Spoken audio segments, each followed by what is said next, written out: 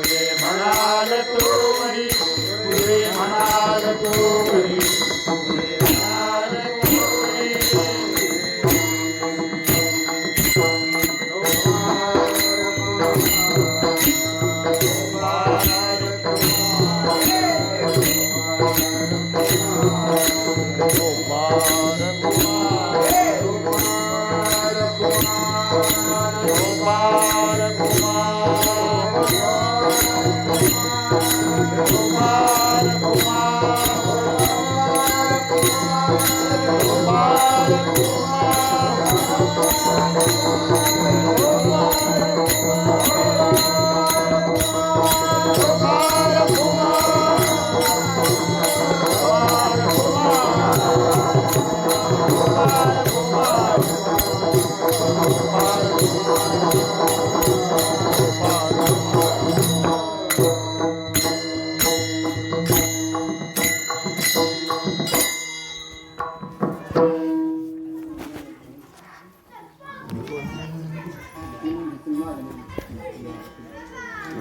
तरी यायला लागेल.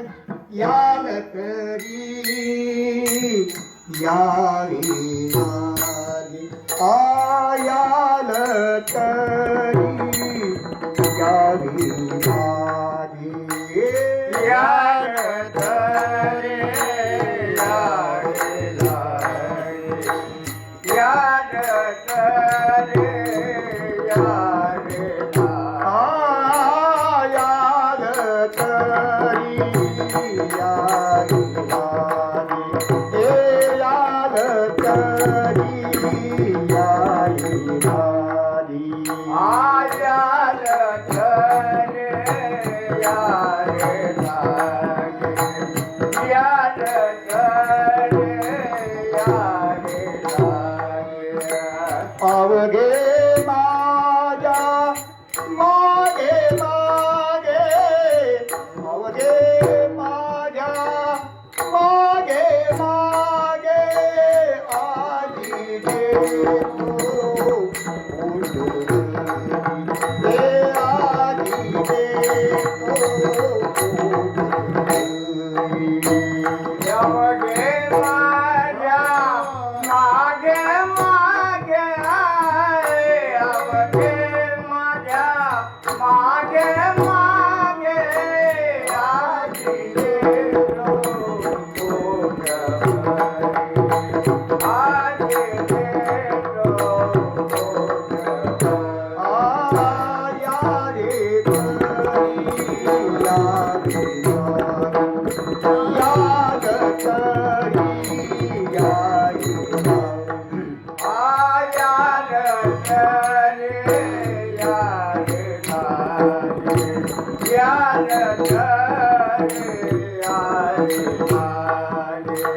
अवघे माझ्या मागे मागे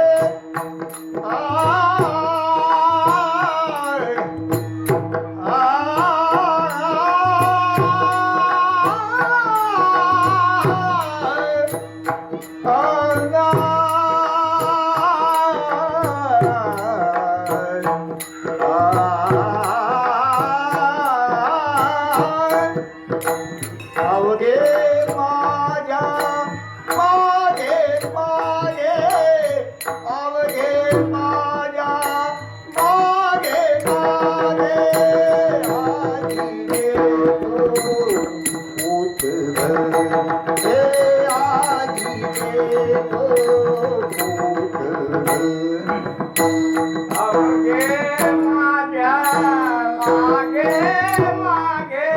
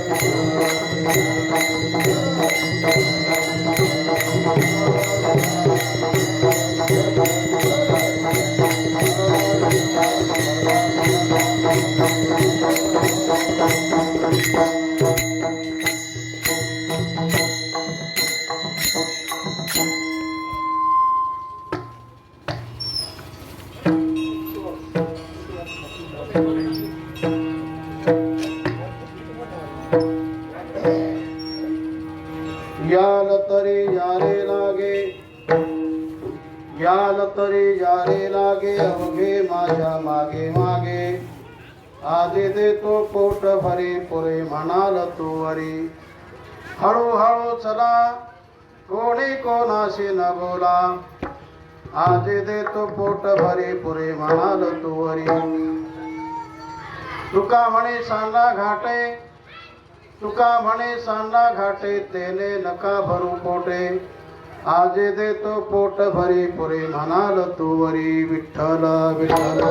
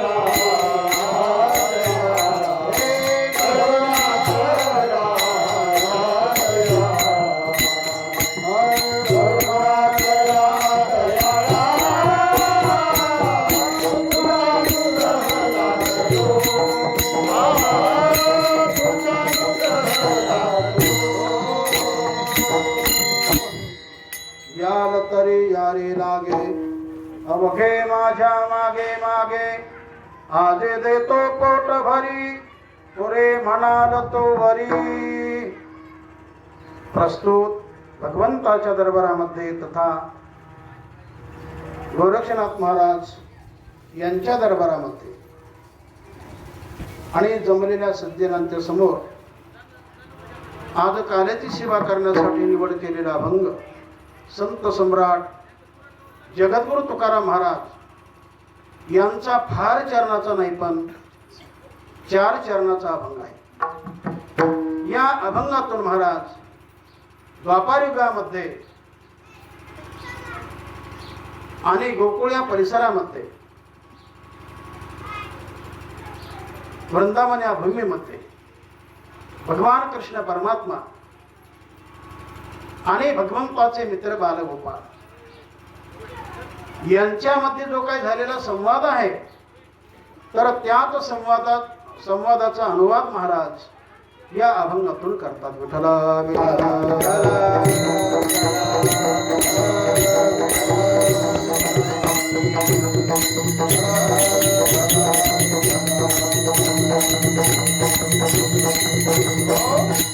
आपले गोरक्ष बाबा यांच्या निमित्ताने पुण्यतिथी या निमित्ताने दरवर्षी 2 ते 3 दिवसाचा कार्यक्रम होत असतो आणि या कार्यक्रमाचे यजमान आपले वसंतराव साहेब वडे हे दरसाल मोठ्या आवडीने हा कार्यक्रम साजरा करत असतात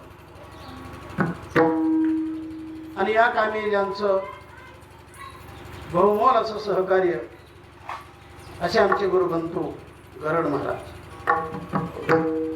तथा इतरांचं सहकार्य असेल अशा प्रकारे सर्वांच्या प्रेमातून चाललेला हा कार्यक्रम अनेक वर्षे टिकवला याबद्दल मी त्यांना धन्यवाद देतो. विठ्ठला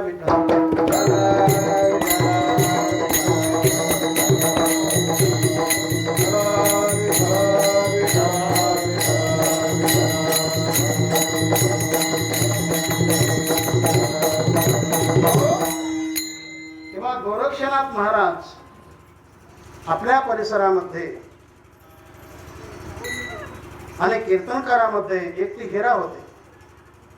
गोड त्यांचं कीर्तन, कार्याचं कीर्तन गोरक्ष बाबांनी करा. त्यांचं जीवन इकडंच गाजलेलं होतं का आळंदी क्षेत्रामध्ये देखील गाजलं. आळंदी क्षेत्रामध्ये विद्यार्थी जीवन जगत असताना त्यावेळेस देखील त्यांची फार मोठी गुणवत्ता होती. विद्यार्थ्यामध्ये एक चमकदार असे विद्यार्थी जे गोरक्षनाथ महाराज.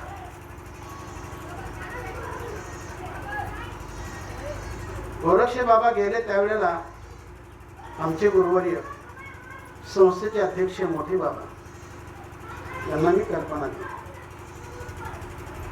त्यावेळेस त्यांनी अगदी तोंड भरून गोरक्षे बाबाचं कौतुक की खरंच गोरक्षे बाबा त्यांचे ते विद्यार्थी होते तरी पण त्यांनी गोड असं त्यांचं कौतुक केलं. विठ्ठला विठ्ठला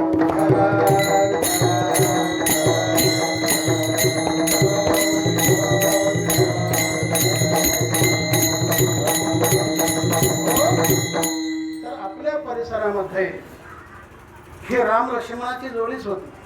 गोरक्षे महाराज आणि पुंडलिक महाराज या दोघांनाही जवळ केलं. प्रातस्मरणी भावनी जवळ आणि त्यांनी त्यांचं शिक्षण केलं. त्यांनी त्यांना आळंदीला पाठवलं. ज्या वेळेला भाऊ त्यांना आळंदीला घेऊन गेले तेव्हा आमचे गुरुवर्य मधुसिंह बाबा सांगत असत ते माझ्याकडेच घेऊन आले आणि माझ्या स्वाधीन त्यांना करून दिले. आता संस्थेमध्ये प्रवेश करून 4 वर्ष अभ्यास केला आणि नंतर ते आपल्या परिसरामध्ये भाऊंच्या सान्निध्यात राहून त्यांनी या परिसरामध्ये फार मोठा प्रसार केला. आणि म्हणून कीर्तनाच्या बाबतीमध्ये त्यांचं नाव अगदी घेण्यासारखंच आहे. कीर्तनकारामध्ये ती हिरा होती. हिरा विठ्ठला विठ्ठला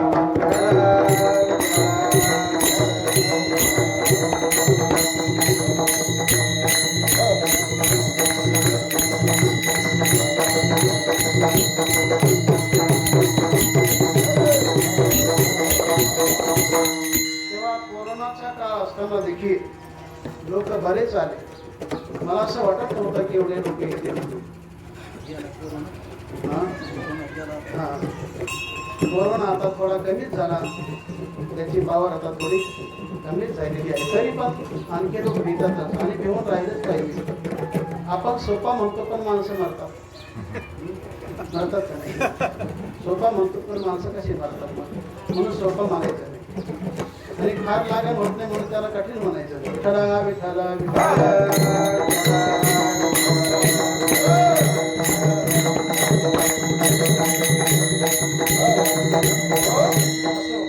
तेव्हा गोरक्षे बाबांची सेवा करण्यासाठी निवडलेला अभंग हा सर्वांच्या परिचित असा आहे. सर्वांच्या पाठातील आहे. यार तरी यारे लागे अवघे माझ्या मागे मागे आज देतो पोट भरे पुरे म्हणाल तो वरी. तर भगवंताच्या काळामध्ये देखील 2 गट होते. आताच गट आहेत असं नव्हे. प्रत्येक स्थानी शक्यतो 2 गट असो नाहीत पण ते निर्माण होतातच. गल्ली असो गाव असो एखादं संस्थान असो काही असो तिथं 2 गट निर्माण होतात. मग भगवंताचे जिवलग मित्र पण त्यांच्यामध्ये देखील 2 गट होते. विठ्ठला विठ्ठला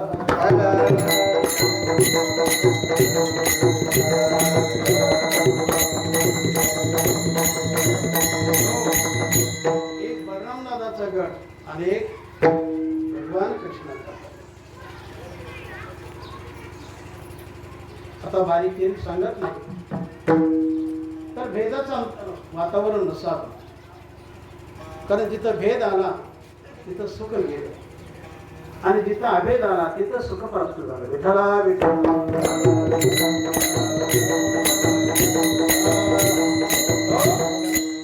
भेदात दुःख आहे आणि अभेदात सुख आहे. जेवढा आपण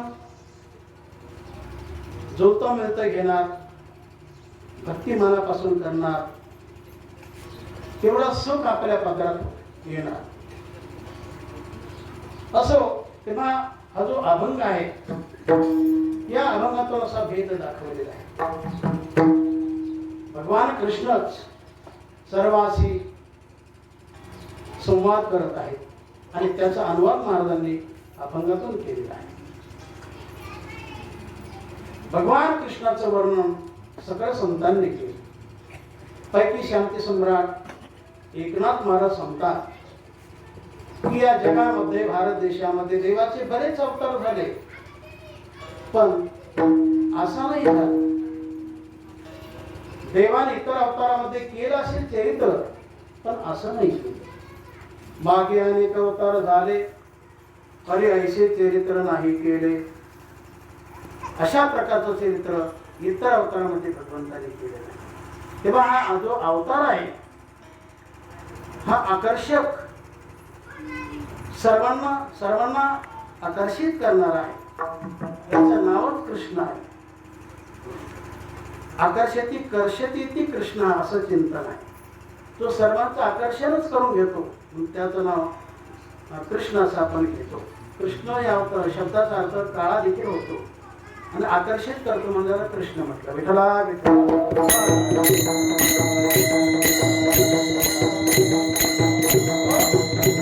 सर्व आकर्षक अवतार म्हणजे भगवान कृष्ण परमात्माचा आहे. तर हा परिपूर्णतम अवतार आहे. राम प्रभूचा अवतार पूर्ण आणि भगवान कृष्णाचा अवतार परिपूर्णतम. एक कार्यार्थ मागत्य कोटी कार्यचकार परिपूर्णतम साक्षात श्रीकृष्ण नामने एवही. तर जो जगामध्ये येताना एका कामासाठी येतो, पण आल्यानंतर अनेक प्रकारचे जो काम करतो त्याला परिपूर्णतम अवतार असं म्हटलेलं आहे. तेव्हा सगळ्या अवतारामध्ये राजा अवतार म्हणजे भगवान कृष्णाचा. विठ्ठला विठ्ठला.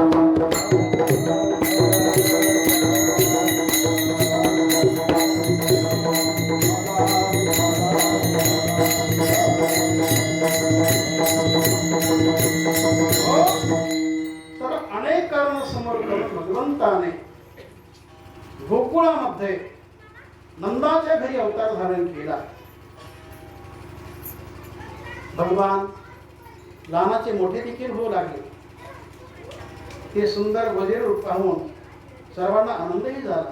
पहा किती छान सुंदर ते ध्यान, पहा किती छान सुंदर ते ध्यान.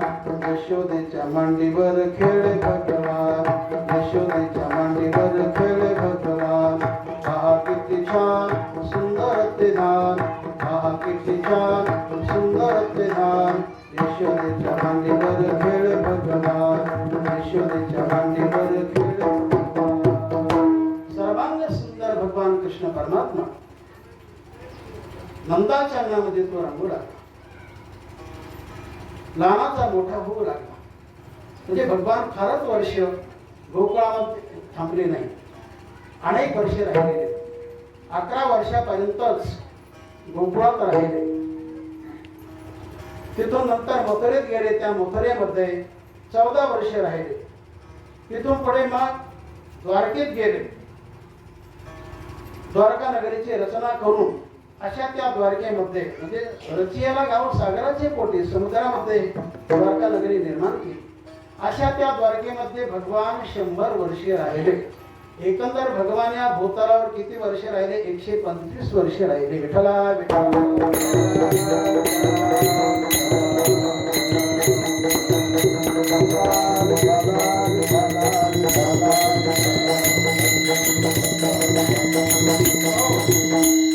राम प्रभूचं असं वर्णन आहे की राम प्रभूने त्रेतायुगामध्ये अवतार धारण केला. त्याचं वर्षाचं प्रमाण कसं फार आहे त्रेतायुगाचं. तर राम प्रभू अनेक वर्ष राहिले. मात्र त्यांनी राज्यच किती वर्ष केलं? 11,000 वर्ष राज्य केलं राम प्रभू गादीवर बसल्यानंतर. विठ्ठला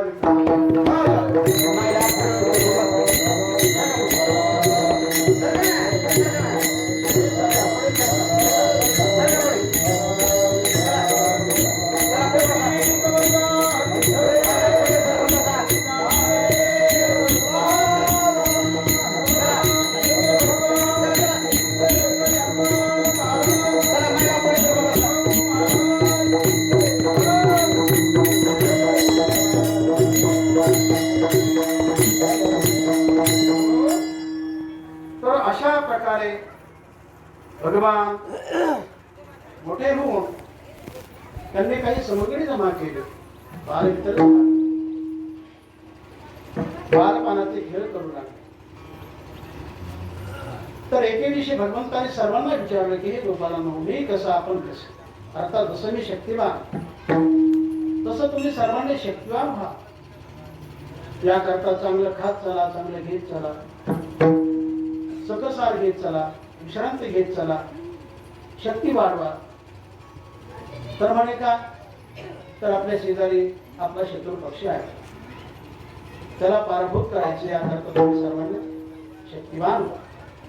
देवा तू सांगतोस खरं, पण आमच्या माता मात्र आम्हाला चांगलं खायला घेतलं. मग तुम्हाला काय मिळतं? आम्हाला मिळतं का?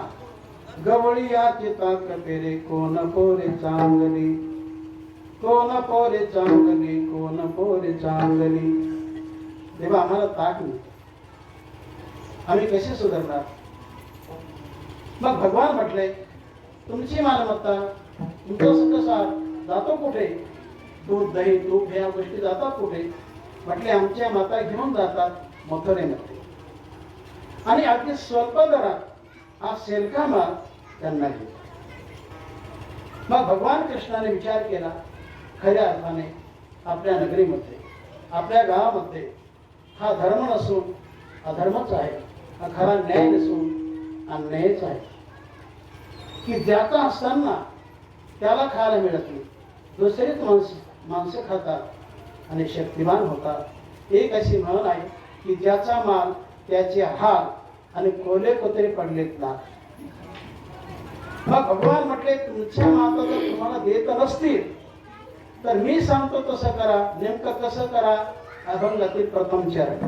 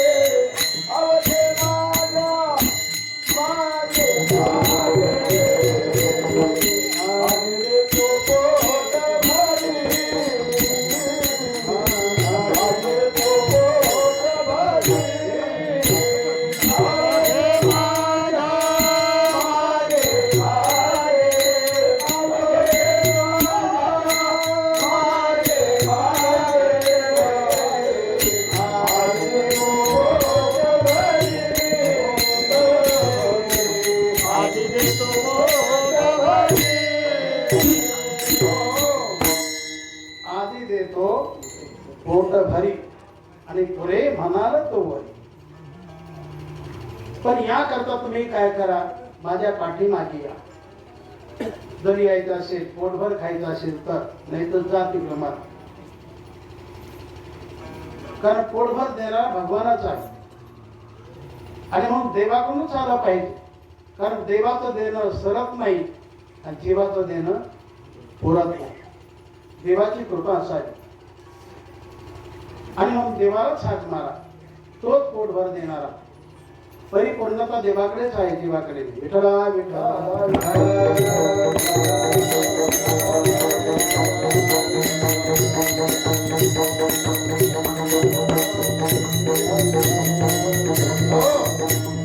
तरी यारे लागे. यायचं असेल तर माझ्याच पाठीमागे चला, माझ्याच पाठीमागे चला. प्रत्येक जण हेच म्हणत असतो. निवडणूक आल्या का प्रत्येक जण असंच म्हणतो, आमच्याकडे या, आमच्याकडे या. पण आपण विचार करा, कोणाच्या पाठीमागे जायचं? जो आपलं काम करेल, त्याची काळजी करा. काम करणारे सर्व पात्र नसतात, ते एखादच पात्र असतात. काम करणं हे फार महत्वाचं आहे. काम झालं नाही तर देव काम करणार. तो इतरांसारखा नाही, शब्द देणारा नाही, तो पूर्णपणे कामच करणार आहे. आणि त्याला करुणा भागा.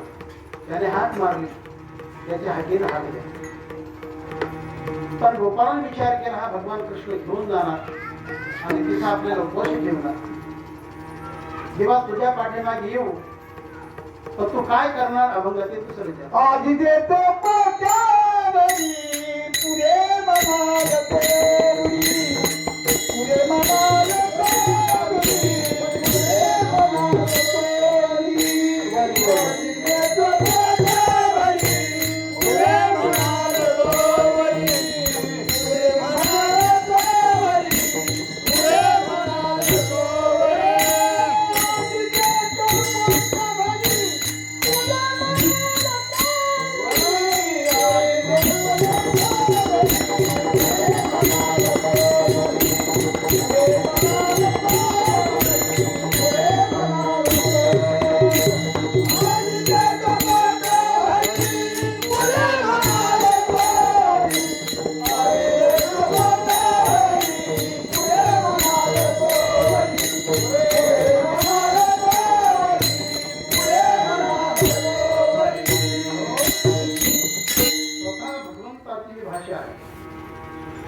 की भगवान म्हणतात, गोपाळांना सांगतात, इतरांना सांगतात, जर तुम्ही माझ्या सांगण्याप्रमाणे केलं तर आधी देतो पोट भरी. आजी कोणाला म्हणतो आपण? व्यवहारामध्ये वडिलाच्या आईला आजी म्हणतो किंवा आईच्या आईला देखील आजी म्हणतो. पण इथं मात्र वडिलाची आई नाही, इथं आईची देखील आई नाही. इथं आजी जो शब्द आहे हा कालदर्शक, हा कालवाचक शब्द आहे. चालू वर्तमान काळ. तुम्ही जर पाठीमागे आले तर मग आजी देतो. किती? अर्धपोट नव्हे, पुरे म्हणा तो वरी, नको नको म्हणेपर्यंत मी तुम्हाला देतो. म्हणून पुरेपूर देवाकडेच आहे, संसाराकडे नाहीच. संसाराकडे थोडा आहे, नाही असं नाही, अगदी थोडा आहे. सुख पाहता जवा पाडे आणि दुःख पर्वता येईल हे पडे, नाही असं नाही आहे, पण फारच थोडं. विठ्ठला विठ्ठल.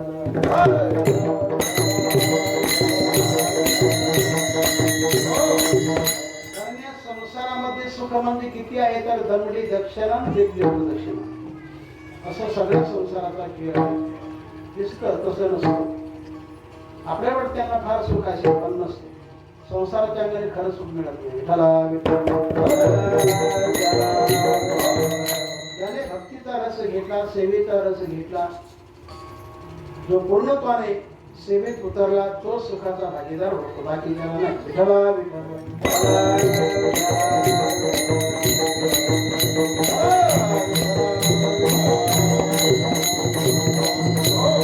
भगवान शब्द देतो, जर असं केलं तर आधी देतो पोटभर मी तुम्हाला काय देणार, नको नको म्हणेपर्यंत. तर गोपाळ म्हटले, ठीक देवा, असं जर होत असेल तर कोण नको म्हणतो. मग चला तुम्ही प्रवास सुरू करा देवा, तुमचं जर शब्दच आहे मग हा पुढे घेऊन चला. तर भगवान पुढे चालू लागले आणि गोपाळ मागून येऊ लागले. पण गोपाळ चालताना जरा बडबड करू लागले, धडधड वगैरे आवाज येऊ लागले. भगवान म्हणतात, हे असं चालणार नाही, कारण चोरीचं प्रकरण असतं कसं, चोरीचा मामला हळूहळू कोंबला. तुम्ही चला, पण कसं चला मग? हळू हळू चला,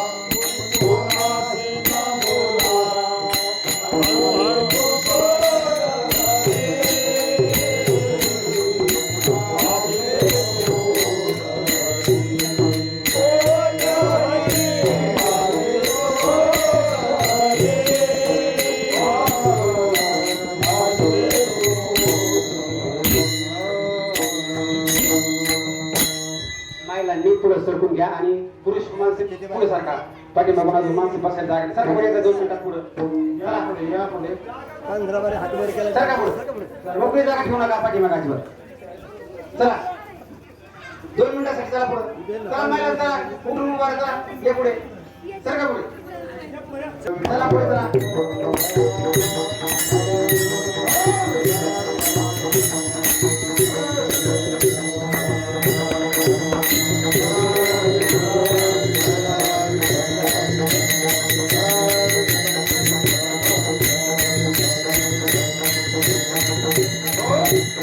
अभंगातील हे तिसरं चरण आहे. हळूहळू चला थोडी कोणाची नको. तर चोरी आपल्याला करायची आहे तर हे असं चालणार नाही, बरोबर करून चालणार नाही. मग तुम्ही चालताना हळूहळू चाला, पण बोलताना कोणीच कोणाशी बोलू नका. तर या प्रमाणाचा गर्भित अर्थ मार्मिक अर्थ म्हणजे कोणतीही पारमार्थिक साधना करताना ती हळवार मनाने करा, चित्त देऊन लक्ष देऊन ध्यान ठेवून करा, भावना ठेवून करा. आणि जी काही केलेली साधना असेल ती समाजामध्ये फारच अहंकार आणि बढाई करू नका, वदंता करू नका.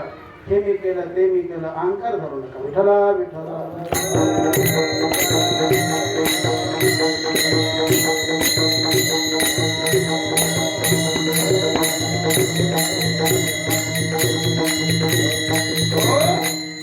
तेव्हा गोपाळाने विचार केला हा भगवान कृष्ण. आणखी आपण विचार करू. घेऊन जाणार उपाशी ठेवणार याकरता सर्वांनी काही तर्क शिरोमणी होतेच, कारण सगळे सज्जन असतात असं काही नाही. काही विचार केला हा कृष्ण घेऊन जाणार उपवास ठेवणार याकरता आपापल्या तयारीने आपण चला, आपल्या आपल्या तयारीने आपण चला. आणि म्हणून काही गोपाळ सर्वच नाही काही असं घेऊ लागले. चिवडा मिवडा म्हणतो, शिळपाका म्हणतो, ताजा तो विचार घेऊ लागले. भगवंताने पाहिलं, अरे बाबा हे कशाला घेणार, कशाला घेता, आणि हे किती जरी खाल्लं तर तुमचा पोट भरणार नाही. याकरता काय करा तुम्ही, तुका म्हणे सांडा गाठे, तुका म्हणे सांडा गाठे,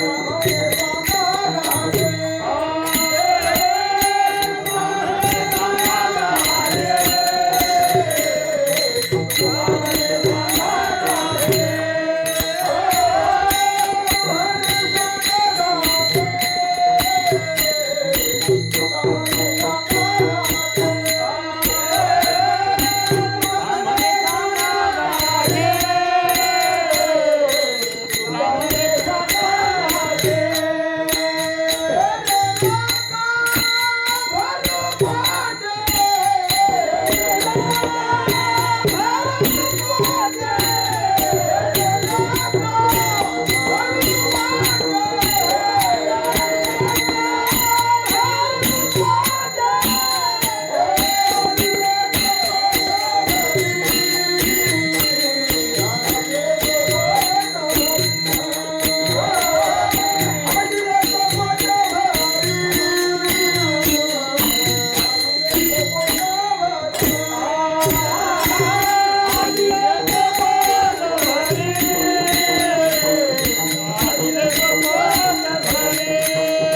गाठे.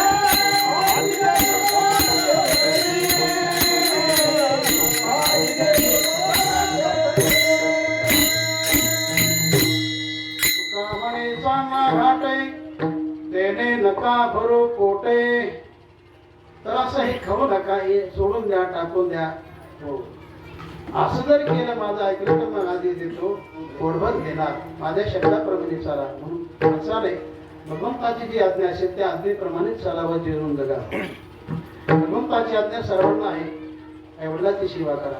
भगवंताने पहिलं नाव आईचंच घेतलं वेदाच्या माध्यमातून. मातृदेव भव आणि पितृदेव भव, नंतर आचार्य देव भव, नंतर अतिथी देव भव. अतिथी आपला चौथा देव आहे. विठ्ठला विठ्ठला.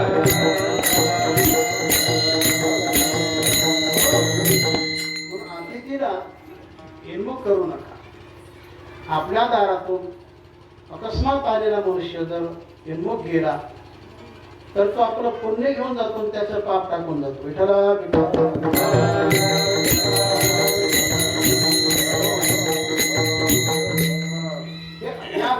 नैसर्गिक असतात म्हणजे जाणून बुजून करत नाही पण या गोष्टी होत असतात म्हणून आपल्याकडे जे असेल पाणी असेल तर पाणी द्या जेवण असेल तर जेवण द्या पण काहीतरी त्याला द्या हिरमुख त्याला करू नका असो महत्वाचा भाग तिथं भगवंताने आग्रहाने सर्वांना सांगितलेलं आहे पोट भरून घ्यायचं असेल पोटभर खायचं असेल तर याला तरी या रे खरंच सुख घ्यायचं असेल तर माझीच काज करा आणि दुःख घ्यायचं तर संसारच्या पाठीमागे पडा विठला विठला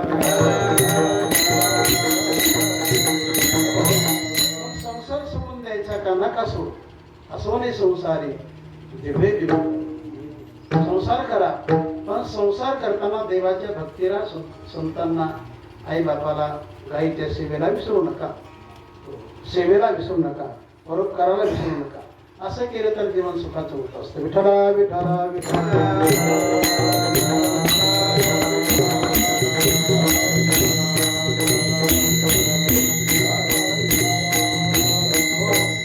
याद तरी यारे लागे अवघे माझ्या मागे मागे आदे देतो पोट भरी पुरे म्हणाल तो वरी विठोबार कुमार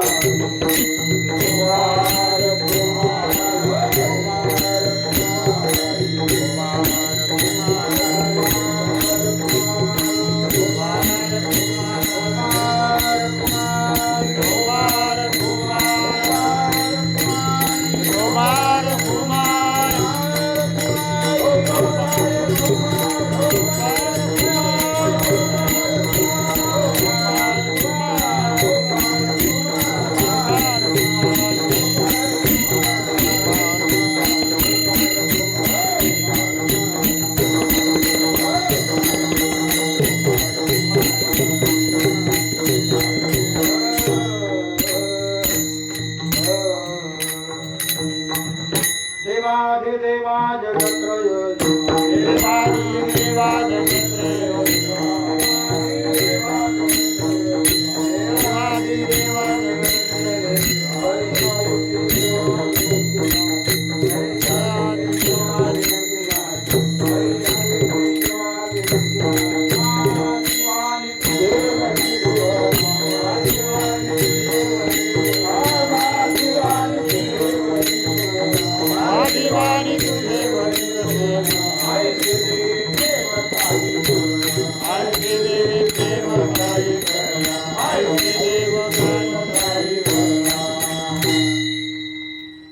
भगवंताने गोकुळामध्ये जन्म धारण केला भगवंताच्या येण्याला जन्म म्हणायचं नाही भगवंताच्या येण्याला अवतार म्हणायचं आणि आपल्या येण्याला जन्म म्हणायचं अवतार शब्द वेगळा जन्म शब्द जीवाकडे लागतो अवतार शब्द देवाकडे संताकडे जातो विठला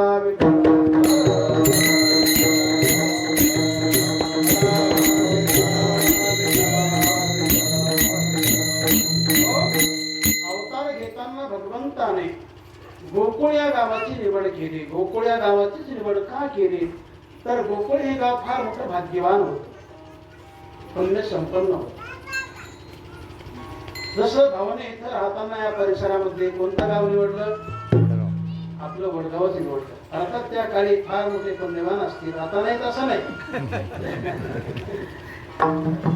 त्याअर्थी त्यांनी याच गावाची निवड केली इथंच राहिले अनेक वर्ष राहिले किती वर्ष राहिले ते मात्र ठाऊक आहे किती वर्ष 8-10 वर्ष पण भाग्यवान असल्याशिवाय संत त्या गावी आणि संत त्या गावी जातात त्या गावाला ते भाग्यवान करतात विठला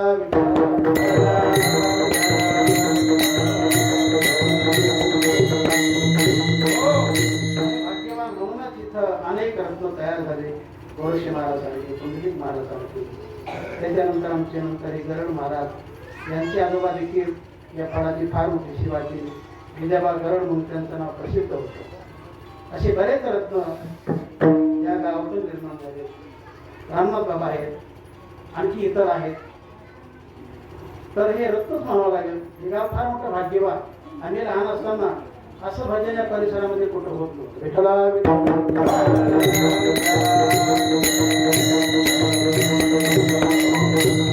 भजनाच्या बाबतीमध्ये वडगाव अग्रेसर गाव आणि इथं सगळ्या टारकाऱ्याची शिरोमणी म्हणजे आमचे तुकाराम बाबा, ज्यांनी सर्वांना घडवलं. आणि त्यांच्याच असेल मग की मागचे लोक आमचे अण्णाबाबा सारखे वगैरे, आमचे पांडुरंग बाबा देखील की ज्यांनी पिंपळनेरला घडवलं. पिंपळनेर गावामध्ये पूर्वी भजनच नव्हतं. पांडुरंग आले का बागेजवळून आले, त्यांचं गाव पिंपळनेरच, पण काही कारणास्तव त्यांचे आई वडील बारगजवाडीला गेले. असं काही पडलं. त्यांनी मला सांगितलं मी 15 वर्षाचा असताना पिंपळनेरला आलो. त्यावेळेला इथं भजनाचा गंध नव्हता. मग समुद्री जमा केले, मित्र बनवले आणि भजन सुरू केलं. विठ्ठला विठ्ठला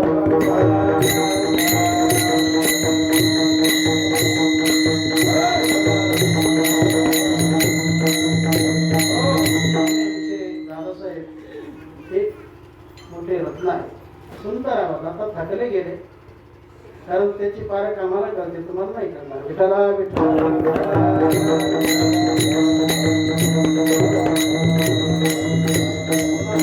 भाऊ सारखे समाजसेवक या गावातील निर्मित असे अनेक रत्न कोणाकोणाचे नाव घ्यावे, असं हे भाग्यवान गाव आहे. तर अशा गावामध्ये ज्यांचा जन्म झाला अशी गोरक्षे बाबा, त्यांची आणि पुण्यतिथी. विठ्ठला विठ्ठला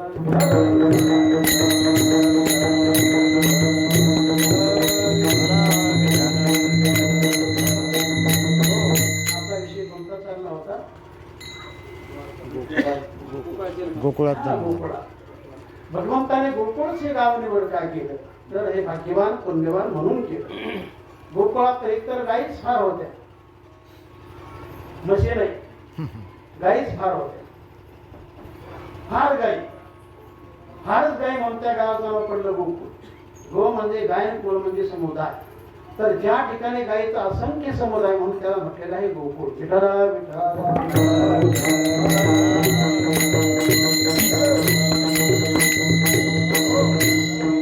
त्या परिसरातील नंद ही संज्ञा कोणाला, उपनंद ही संज्ञा कोणाला, वृषभानु संज्ञा कोणाला. तर जशी गायीची संख्या असेल त्या त्याप्रमाणे ती संज्ञा, ते पद, ते नाव त्यांना मिळत असत. 9 लाख गायी ज्यांच्याकडे असते त्यांना नंद असं म्हणत असत. हे तुम्हाला पटणार नाही, खरं तुम्हाला वाटणार की 9 लाख गायी कशा असते बा. पण ती जी भूमी होती ती गोलोक धामातील होती. ती भगवान कृष्णाची कला होती. आणि भगवान काय करू शकत नाही. छोटी जागा असेल त्याच्यात अनंत देव असते. ही देवाची शक्ती, ही देवाची माया. आपला चष्मा आपण लावायचा, आपल्या बुद्धीने आपण पाहायचं नसतं देवाला. विठ्ठला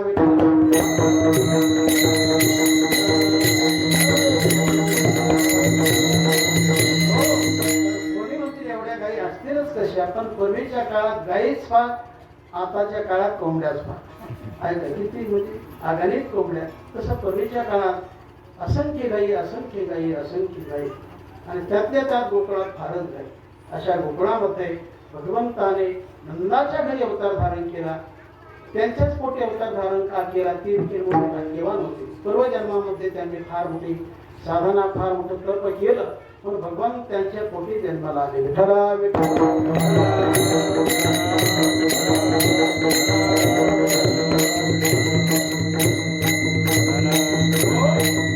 अशा प्रकारे भगवान त्या गोकुळात लागले. नंतर सवंगडी जमा केले. निसर्ग असतो मुलांचा, मुलं एकमेकांना राहतच नाही, ती सर्वांनी जमा करतातच आणि बालपणाचे खेळ करतातच. तसं भगवंताने सवंगडी जमा करून बालपणाचे खेळ सुरू केले. आता बालपण असताना त्यांना अज्ञान असतं. अज्ञानाचा राजा म्हणजे बालपणाचं जीवन असतं. त्यांना काही कळत नाही. सर्व खायलाच पाहतात. खडा असो, माती असो, त्यांना काही कळत नसतं. तसं भगवंताने लहान मनाचा पारखा घेतला, त्या पारखापर्यंत वागलं पाहिजे ना, म्हणून भगवान माती खाऊ लागले. विठ्ठला विठ्ठला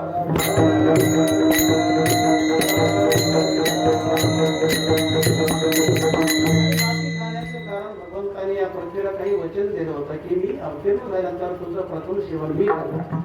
अशा काही गोष्टी होत्या.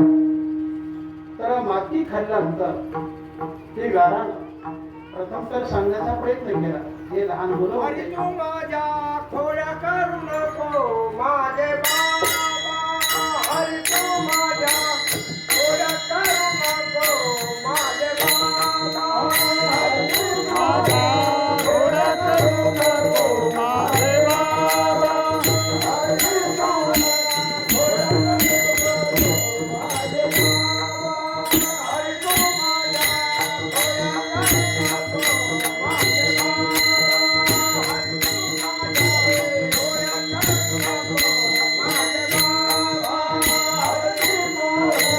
थोडा करू नको माझे बाबा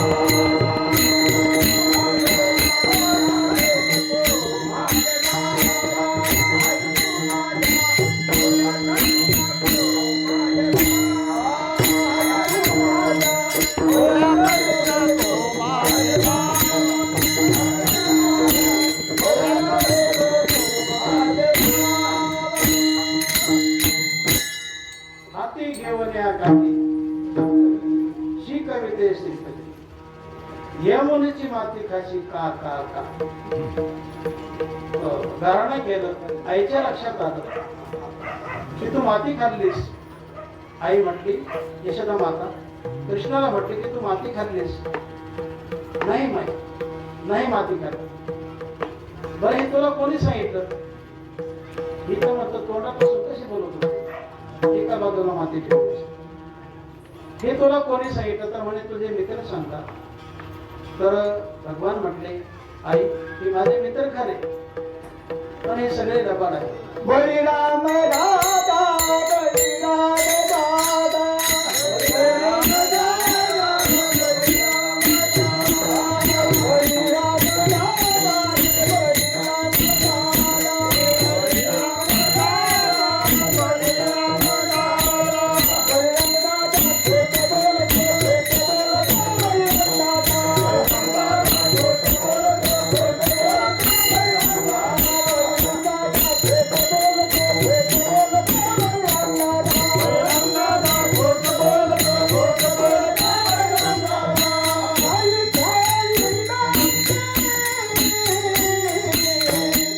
आई ग आई नाही खाली ग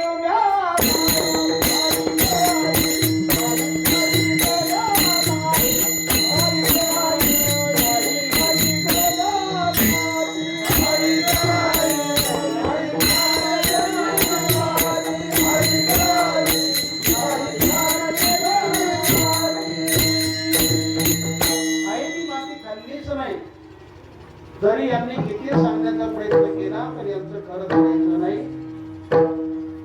ही माती खाल्लीच नाही खाल्ली किंवा न खाल्ली कसं करणार कधी करणार तोंड उघडं केलं तरच कळेल ते बाकी काही असो मला तोंड उघडं करून दाखव तरी पण भगवान तोंड उघडं करीना शेवटी मातेने काठी उघडली काय प्रमाण आहे ना माराव्या तेरे उगारली काठी माराव्या तिरे उगारी काठी माराव्या तिरे उगारी काठी माराव्या तिरे उगारी काठी ओला मोठी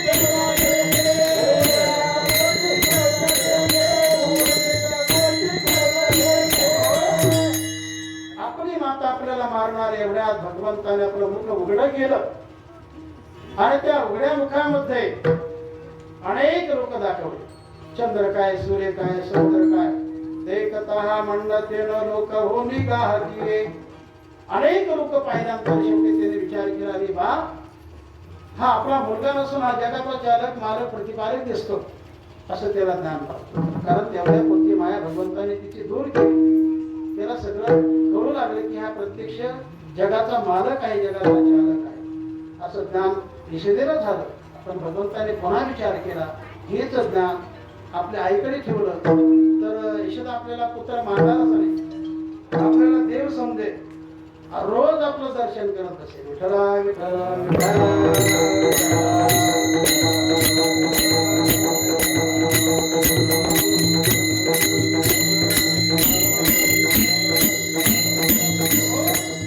तिच्यावर पुन्हा माया टाकली, त्याला सगळा विसर पडून गेला.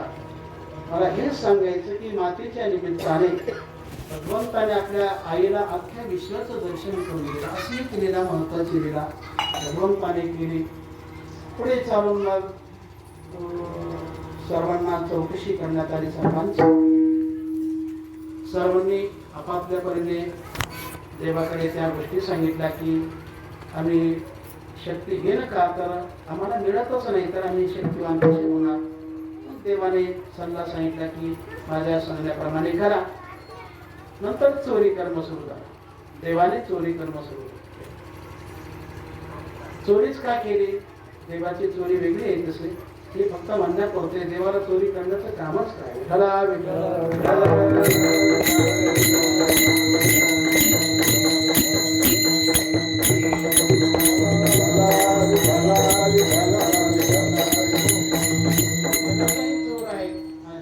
चोर आहे, पण देव जरा वेगळा चोर आहे. हा सगळ्या चोरांचा नायक आहे, सगळ्या चोरांचा अग्रेसर हा चोर. थोराहुनी थोर श्रीहरी गोकुळीचा चोर, श्रीहरी गोकुळीचा चोर. थोराहुनी थोर श्रीहरी गोकुळीचा चोर, श्रीहरी गोकुळीचा चोर. तर हा आगळा वेगळाचा चोर आहे. याने अशी काही चोरी केली नाही, पैसा अडका, सोनं नाणं वगैरे वगैरे, ही चोरी केली नाही. देवाची चोरी वेगळी आहे. विठ्ठला विठ्ठला विठ्ठला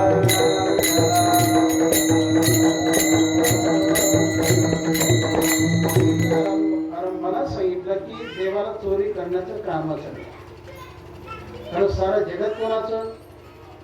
देवाचं. त्याला चोर म्हणण्याचा अधिकार कोणाचा? देव आपलं खात नाही, आपण देवाचं खातो. उलट आपण चोर खातो. विठ्ठला विठ्ठला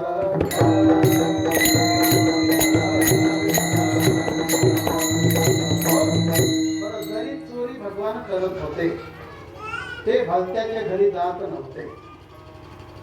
ज्यांचं मन शुद्ध पवित्र की भगवंताने आपल्या घरी यावं आणि आपलं खाऊन जावं, अशा घरी भगवान जात होते असं वर्णन आहे.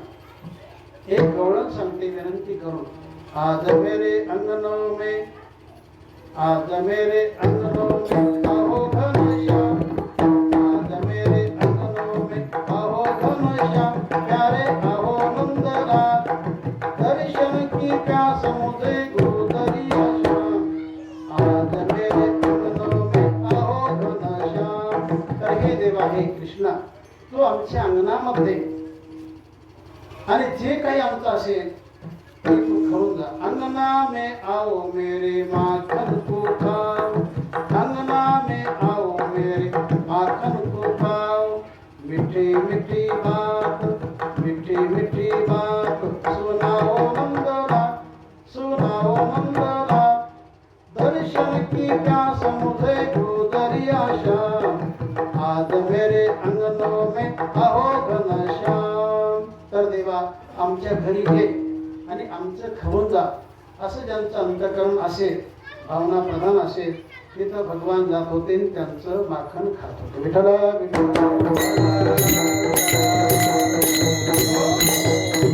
तर माखण शब्दाचा अर्थ लोणी असा होता. भगवंताला लोणी फार आवडतं. लोणी कसं असतं? मऊ मऊ. अंतःकरण कसं असावं? मऊ असावं, लोण्यासारखं. मऊ अंतकरणाचे लोक भगवंताला आवडत असतात. विठ्ठला विठ्ठला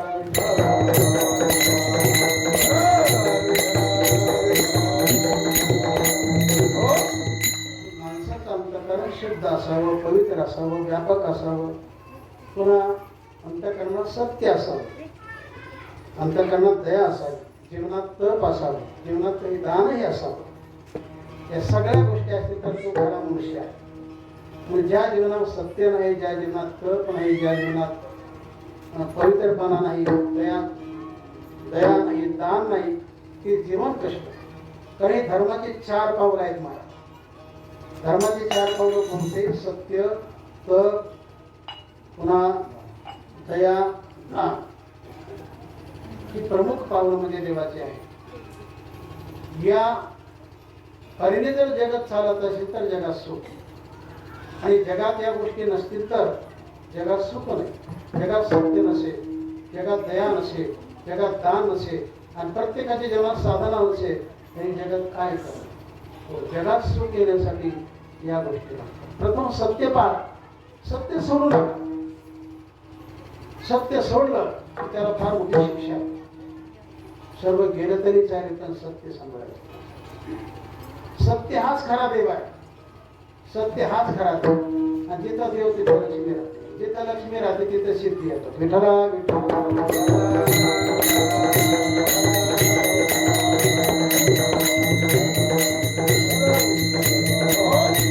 आणि एवढं करून तुमच्या जीवनामध्ये ज्या भगवंताची आज्ञा असतील त्याचं परिपालन करा. पण देवाने आरंभाची जी आज्ञा केली ती मात्र देव भव. तुमच्या जीवनामध्ये ज्यांच्याद्वारा तुमचा जन्म झाला, आई वडील, त्यांची सेवा करा, संतांची सेवा करा, गुरुजनांची सेवा करा, गोमातेची सेवा करा, दीन दुर्बळाची सेवा करा. भगवान म्हणतात माझा वास कुठं असतो? आई वडिलांच्या जिथं सत्य तिथं. ज्याला अजिबात कोणाचा आश्रयच नाही तिथं मी जास्त राहतो. त्याला सांभाळा. विठ्ठला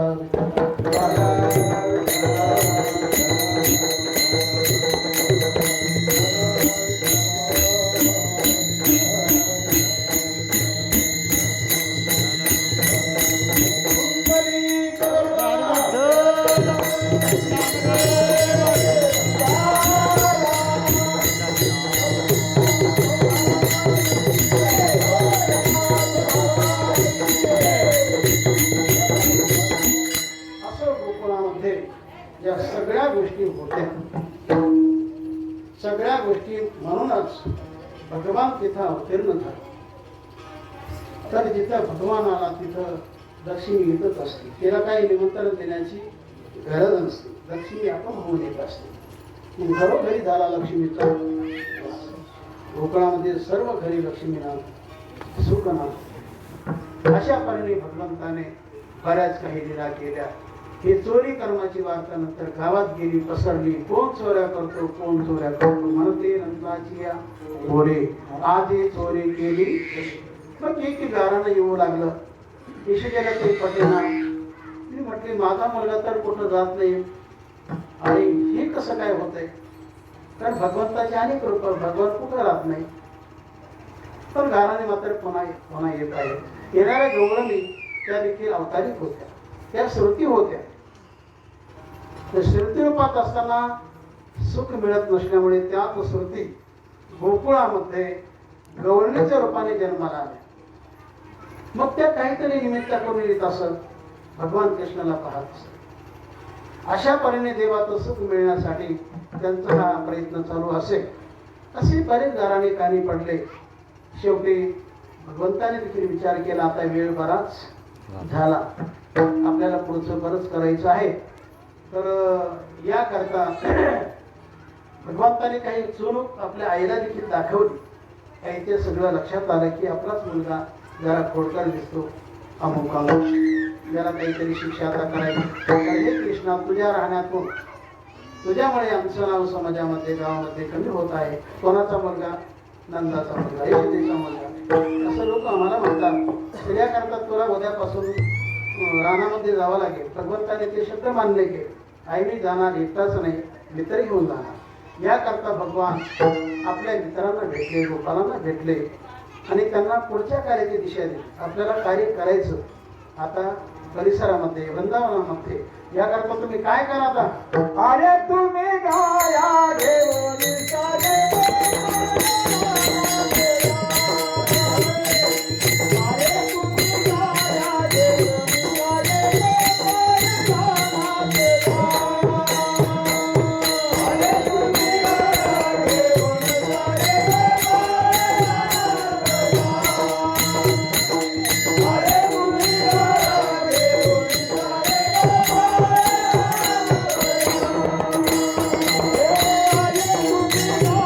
घेऊन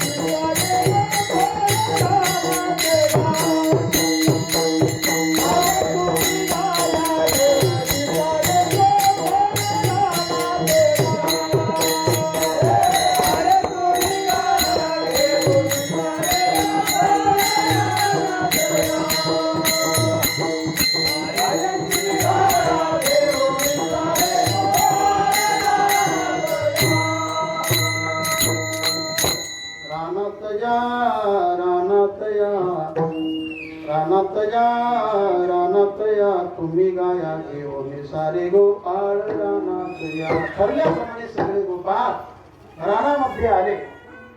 सर्व गोपाळ आपल्या गायी घेऊन आले. सर्वांच्या गायी चरू लागल्या. भगवान खेळ करू लागले. नाना प्रकारचे खेळ देवाने केले आणि जगामध्ये जेवढे महत्वाचे खेळ हे सगळे भगवंतापासूनच जन्माला आले. आता जरी विश्वविख्यात खेळ कोणता क्रिकेट नावाचा, पण याचा देखील जनक याचा निर्माता भगवान कृष्णच आहे. विठ्ठला विठ्ठला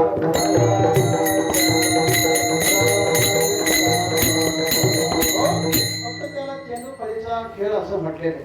आलं का लक्षात? हा जुनाच खेळ आहे, पुराणा खेळ आहे, भगवान कृष्णाने सुरू केलेला खेळ आहे. असे बरेच काही खेळ केले आणि भगवंताने जो खरा काला केला तो दैनिक नाही केला, रोजच नाही केला. देवाने विचार केला आपले जीवनात मित्र खरे पण खऱ्या सुखापासून आणि वंचित आहेत त्यांना खरं सुख द्यावं याकरता भगवंताने बरेच काही खेळ केले. शेवटी खेळ करत असताना काय झालं? हमामा घरिता थकली पोर. सगळे पोरं थकून गेले. शेवटी पोरं थकल्यानंतर भगवंताला गोपाळच सांगू लागले की देवा आता खेळ कुठपर्यंत करायचं झाली. आता म्हटले खेळ समाप्त करा. भगवान म्हटले संपला खेळ आता. विठ्ठला विठ्ठला घरिता थकले पोरे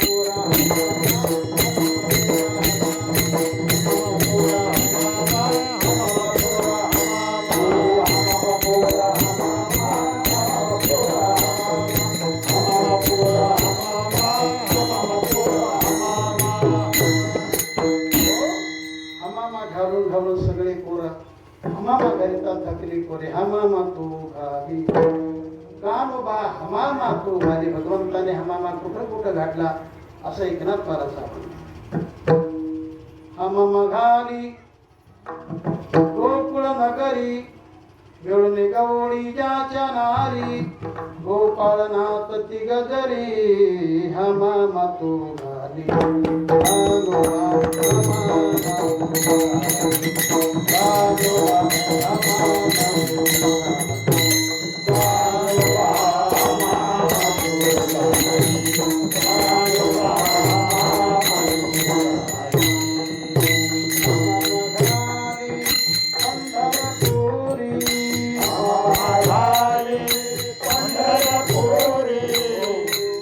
अशा प्रकारे भगवंताने हमामा घातल्याचं वर्णन आहे. अयोध्येत हमामा केला, गोकुळ नगरीत हमामा केला, तुमच्या पंढरी क्षेत्रामध्ये हमामा केलेला आहे. तर असा हा खेळ करणारा, खेळ निर्माण करणारा भगवान. बरेच काही खेळ झाल्यानंतर शेवटी गोपाळ सांगू लागले की देवा आता खेळ राहिला नाही, आता एकच करा, खेळ मोडावा परत हा खेळ समाप्त करा. आपल्या जीवनाचा खेळ बंद करणं, चालू ठेवणं हे काम कोणाचं? देवाचं आहे. देवाची कृपा असेल तर खेळ बंद होतो, नाही तर देवाची कृपा नसेल तर चालूच राहतो. किती वेळा जन्मावे यावे आणि नित्य व्हावे निमित्त. अशा प्रकारे देवाची कृपा असेल तर हे संपलं जातं, अन्यथा नाही. मग देवाची कृपा फार महत्वाची आहे. तर सगळे कृपा विनंती करू लागले. देवाने ती विनंती मान्य केली. मग देवच म्हणू लागले की झाली आता म्हणते अनासूर्या, वेळ झालीच आता, तर तुमच्या शिदऱ्या जमा करा. सर्वांनी आपापल्या शिदऱ्या देवाकडे जमा केल्या. भगवंतांनी सर्वांच्या शिदऱ्या सोडल्या. कोणाचं काय, कोणाचं काय, कोणाचं काय, कोणाचं काय, कोणाचं आंबा, कोणाचं चिंबट, कोणाचं खारं, कोणाचं चोर, असं भिन्न भिन्न सर्वांचं पाहिल्यानंतर ते म्हटले मला असं चालत नाही, मला चांगलंच लागतं. मला असं वाकडं तिकडं वेडं वाकडं आंबट चिंबट खारट चोरट हे माझ्या जीवनामध्ये मला चालत नाही, मला चांगलंच. पण भगवंताला चांगल्या मानाची माणसं आवडतात, असे बेकार मानाची नाही. विठ्ठला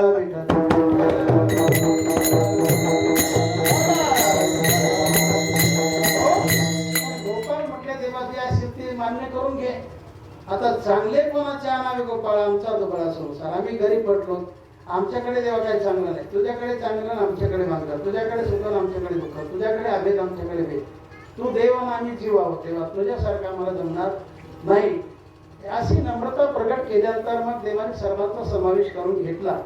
ते सिद्ध केलं आणि तोच प्रसाद भगवान सर्वांना वाटप करू लागले. भानुदास गीती गातो प्रसाद देतो पंढरीनाथ, काला करीती संत जन सभे त्यांच्या नारायण, वाटी आपल्या निज हस्ते आणि भाग्याचा तो पावे ती पुंडली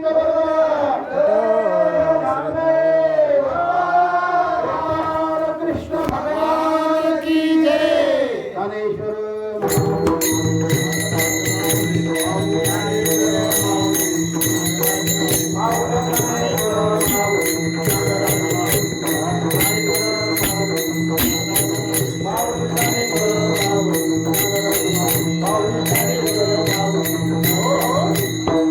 भगवान कृष्णाने काला केला आणि तो काला फारच गोड झाला. देवाकडे सुख मिळालं म्हणजे ते खरं सुख आहे. सर्वांना अति आनंद झाला. खरं आनंदाचा राजा म्हणजे भगवान कृष्ण परमात्मा. तिथं काय होणं पडणार? काहीच होणं पडणार. म्हणून अशा परीने सर्वांनी अगदी आनंदाने तो काला साजरा केला. त्याचप्रमाणे इथं देखील आपण या प्रमाणात काला साजरा करत आहोत. गोरक्षी महाराजांच्या पुण्यतिथी निमित्ताने गेल्या अनेक वर्षापासून हे सत्र चालू आहे. पुण्यतिथीचं अत्यात्य आणखी चालूच आहे आणि पुढे देखील चालूच राहील असा आपण संकल्प करू. तेव्हा ज्यांच्या निमित्ताने सेवा आपण केली करत आहोत असे गोरक्षनाथ महाराज आपल्या परिसरामध्ये एक अग्रेसर साधू होऊन गेले भाऊंच्या नंतर. कारण भाऊंनी त्यांना पोटात असताना स्वीकारलं होतं. पोटात असताना त्यांची मागणी त्यांच्या आईवडिलाकडे केली होती. असं ज्यांचं जीवन साधूचं जीवन जगले.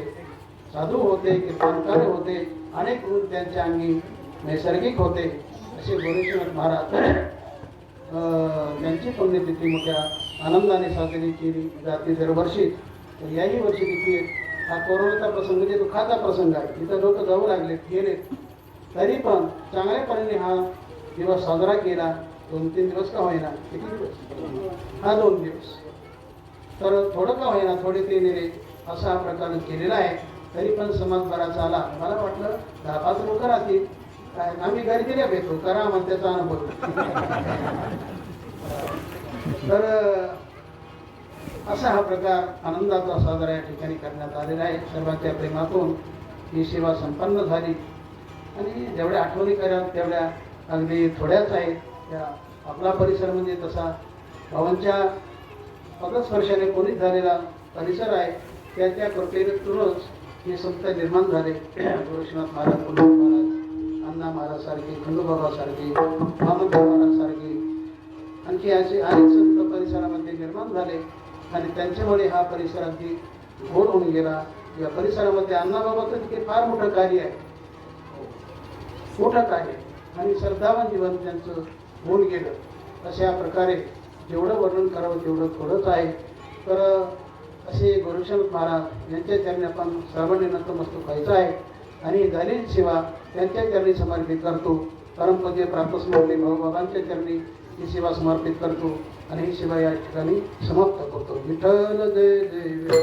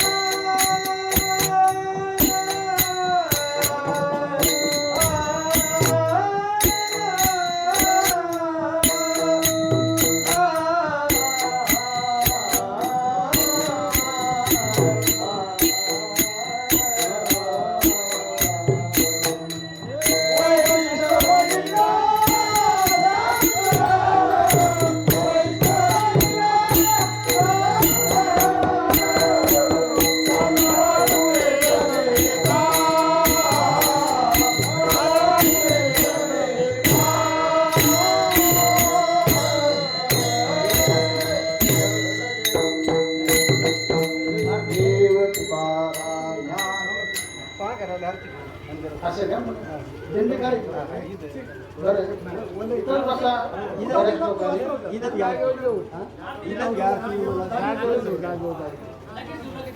वाले समाधान तुमचे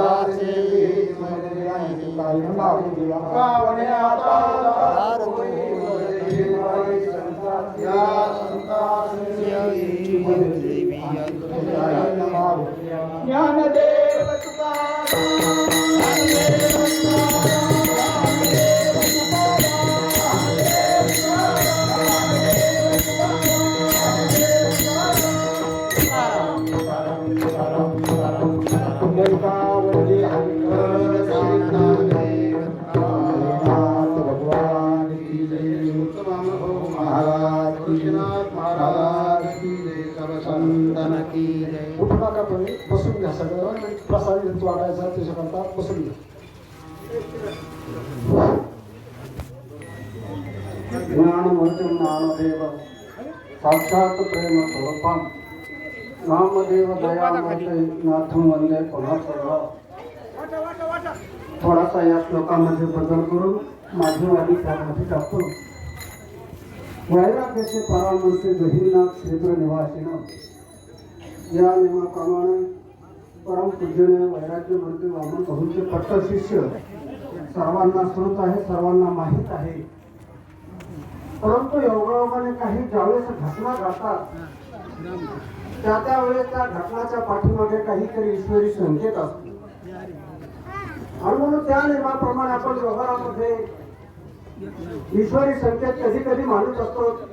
जर आपली एखादी आवडती व्यक्ती निघून गेली आणि भोजनामध्ये किंवा व्यवहारामध्ये त्याची आठवण आली त्या दिवशी, थांबा 2 मिनिटं वाटायचं बरोबर करतो, बरोबर तुम्ही वाटा सगळं 2 मिनिटं विचार करतो थोडंसं सगळ्याला करतो 2 मिनिटं थांबा, त्याच्यातच 2 मिनिटं गेली. ज्या निमित्ताने आपण या ठिकाणी स्थानपन्न झालेलो आहोत, ज्या निमित्ताने हा कार्यक्रम आहे ते वैराग्य मूर्ती भाऊंचे पट्टशिष्य गोरक्षनाथजी महाराज. ज्यावेळेस आपण पुण्यस्मरण करत असतो त्या पुण्यस्मरणाच्या पाठीमागं एक काही कारण असतात. आताच महाराजांनी सांगितलं, एक अतिथी आणि एक पुण्यतिथी. अतिथी जो तिथी विचारून येत नाही तो अतिथी, आणि ज्या तिथीला पुण्य देऊन गेलेले असतात त्या तिथीला पुण्यवान करतो ती पुण्यतिथी ठरते. म्हणून संतांची पुण्यतिथी आहे. आणखीन एक दुसरं याच दिवशी जयंती सुद्धा आहे, म्हणजे पौर्णिमा कालची दत्तांचा अवतार. अशा या